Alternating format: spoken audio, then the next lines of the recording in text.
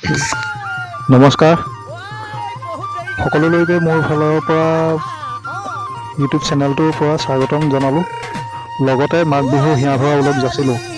বৰ্তমান মই আছোঁ এতিয়া ভেলাঘৰৰ মজিয়াত আৰু লগতে আছে আমাৰ খানা খোৱা ৰাইজসকল। আৰু ইয়াত চাওক ভেলাঘৰৰ সৌন্দৰ্যময় পৰিৱেশ ইমান সুন্দৰকৈ সজাইছে আৰু ইয়াত খানা বনাই আছে। খানা কিছু বনাই এয়া হোৱাৰ পিছত আমি নাচিব লাগিব। আৰু যদি ভিডিঅ'টো চাই আপোনালোকে ভাল পায়